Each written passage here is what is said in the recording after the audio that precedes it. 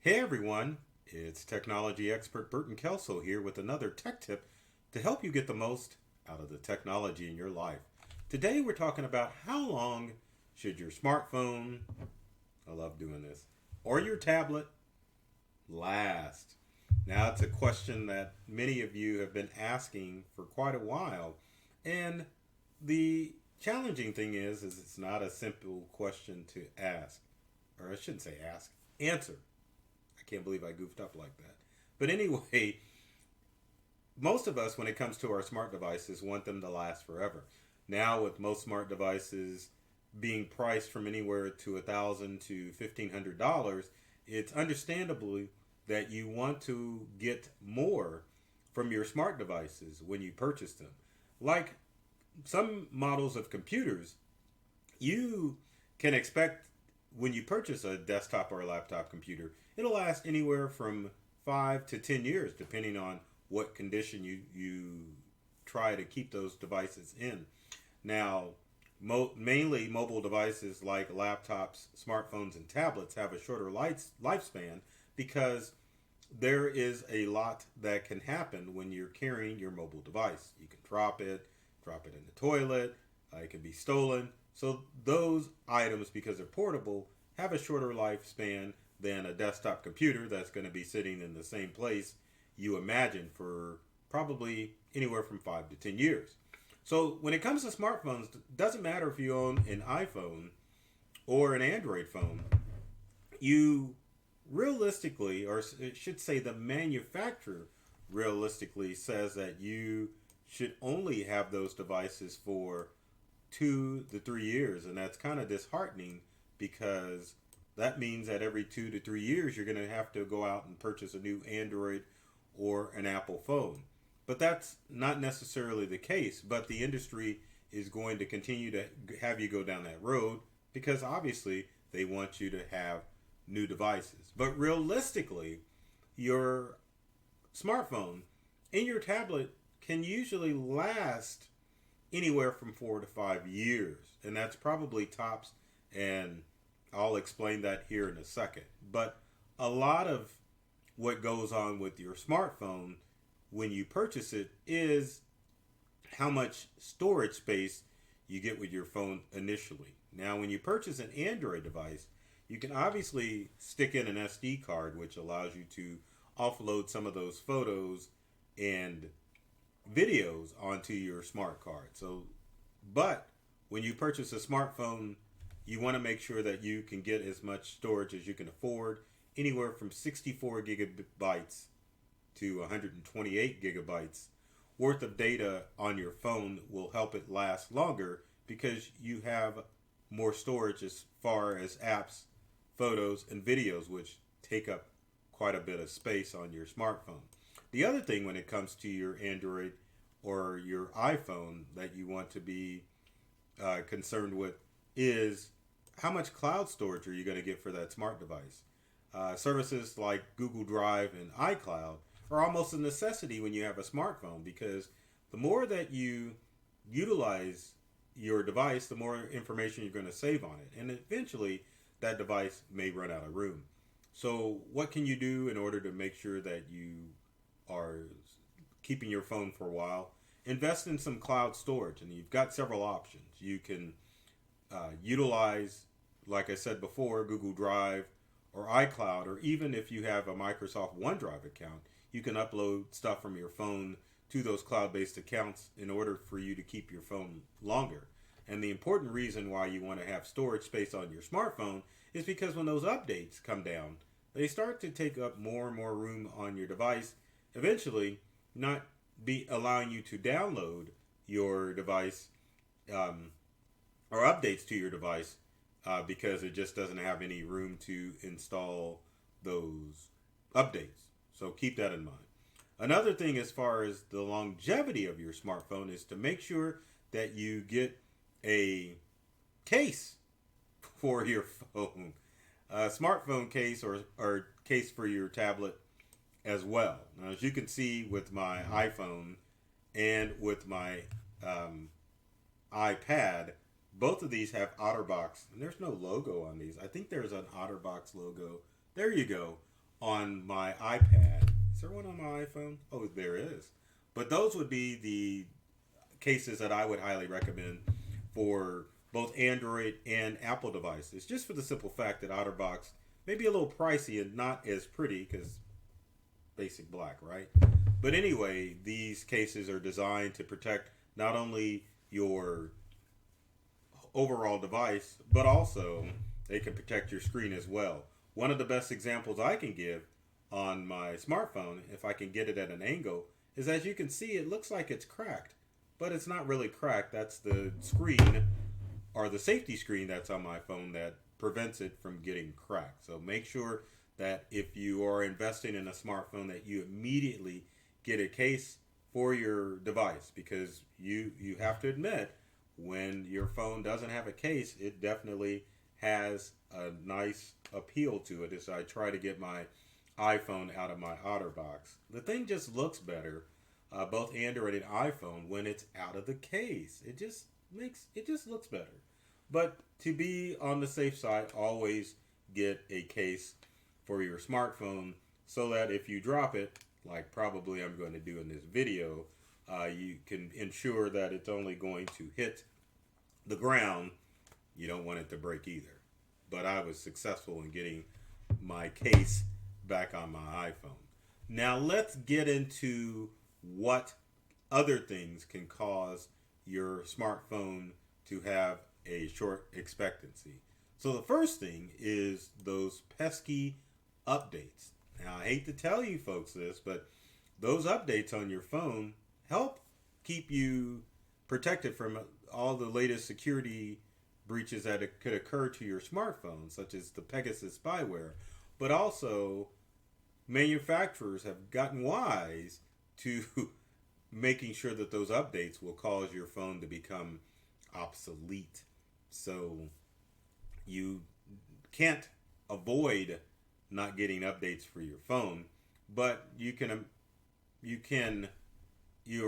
need to understand that probably in a 3 to 4 year period, at some point your phone is not going to be able to get the latest updates. And what happens when you're not able to get the latest updates? Specific apps will not work on your smartphone, like your web browser or maybe your email program, because the manufacturers of these apps keep up with both Apple and Android as far as their operating system updates, and that will cause the app developers to update their apps to only work with newer versions of the operating system. So eventually, you may get a smartphone that comes on, but because of those updates, then you will see that your phone will not work with specific apps. And many of you already know that on specific iOS or Apple updates, sometimes it will cause your phone to slow down. Purposely, maybe, but sometimes a newer operating system that has more robust features just needs more processing power from your phone or your tablet. And in reality, those updates are designed to work with newer devices as opposed to older devices. So keep that in mind. The other thing, or there's several other things, but one other thing that can cause the short life expectancy of your smartphone is the whole right to repair battle that is going on right now. Now, smartphone manufacturers have designed your devices to make them very difficult to repair. So if you've ever had an experience with a broken screen on your smartphone and on your tablet, you've noticed that the price of repair can be a little expensive because, number one, the labor involved as far as repairing these devices is pretty hard. On an average smartphone, you're probably looking at a 1 to 2 hour repair, as well as a tablet. And people have the illusion that you can get your device repaired pretty quickly and cheaply. Now remember, these devices are well at $1,000, or if not more. So a $200 or $300 repair bill is realistic when you consider how expensive the device is to purchase in the first place. And also, the fact that the device really isn't designed to be worked on at all. Now, some smart devices, you can buy special toolkits from iFixit to repair the device, and realistically, iFixit only or supplies parts for both iPhones and for Android devices. If you have an LG or another Android device, like a Google device, it's a good possibility that once that device becomes ruined or submerged in liquid, then it would be impossible to repair, and that you would have to go out and get a new device. But the right to repair battle boils down on the fact that manufacturers don't make these devices easy to repair. So in instances when there are problems, you have to go out and purchase a new device as opposed to getting your old device taken care of. And so that battle rages on, and it's no telling what is going to happen as far as the right to repair. And keep in mind, too, going back to the purchasing of smart devices such as phones and tablets, the larger the brand name, probably the better you're going to be able to find parts and get support for your device. So that means either Apple or Samsung are probably the two best devices to get if you want to have some semblance of getting your device fixed. Now, what happens if you have a dead device and there's a poor dead Android laying there? I mean, you have several options. Obviously, you can just throw it away, but there are some things that you can consider what to do with your smart device if it is dead and obsolete. So one of the things you have to worry about is, what if your device is running slow? Well, that could be because you have too much stuff loaded on your device. So the easy fix would be to take items off of your smartphone or tablet to free up room to make your device run a little bit faster. Other things that you can do is reset the phone back to factory defaults after you back up the information on your smartphone. Doing so will sometimes fix little glitches in the operating system to make sure that when you reset it, that it's going to work like a brand new phone.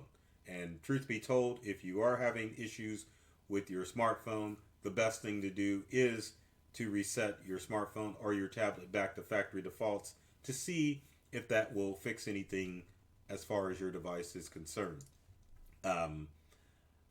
But if you have an older device and you're knowing that your device is running slow, it's probably time to get rid of it. And a quick Google search will let you know if your phone is supported. So for example, if you have an iPhone 6, it's not supported by Apple anymore, so you're not going to get any updates. And if you're starting to see performance issues, it's time to get a new device. The same thing with older Android devices. There's just really nothing you can do to speed up that device. The days of tuning up devices have really gone away because most devices are designed to take care of themselves. So keep that in mind. Now, I just threw this out here, but it's really not a realistic thing. You could probably part out your old phone and sell it for parts. I've seen people do that on Facebook Marketplace, but realistically, unless you get lucky enough to run into a computer professional who is looking for parts and repairs phones for a living, you might have a hard time parting out your old phone. But before you do, and the next step that I'm going to recommend, which is to recycle your smartphone, take it to your favorite recycler, is to make sure that you reset your device back to defaults to clean it. So that way, when you're getting rid of your old device, you're not giving away your personal secrets as far as your smartphone or tablet is concerned. Unfortunately, the battle with smartphones is probably never going to end. As more and more of us turn towards our mobile devices to work, manufacturers are probably not going to make them any easier to repair, and you will just have to budget in that maybe every 3 to 5 years that you're going to have to replace your smartphone. But in the meantime, make sure that you're following the steps that I've listed, which is mainly buy a case and make sure that you're being very careful with your smartphone or tablet and to ensure that it's going to last as long as possible. So, with that said, if you have comments or questions about smartphones and tablets and how long they should last, leave them in the comment section below. Love to hear from you to find out how I can help you with your smartphone or tablet issues and other things that you may have questions with as far as technology. Also, if you like this video, be sure to like the video on whatever platform you're watching it on and share with your friends that you got some juicy information tech-wise from me, the tech expert. Also, if you want to keep up with the latest and greatest tech tips and tricks, be sure to follow myself, Burton Kelso, the tech expert, or my company Integral, as on social media. Other than fun stuff, we also share tech tips and tricks that are designed to help you get more from the computers and technology you use at home and at work. I love technology. I've read all the manuals, and I'm serious about making technology fun and easy to use for everyone. So take care of yourself and do many things to make you smile, and thanks for watching.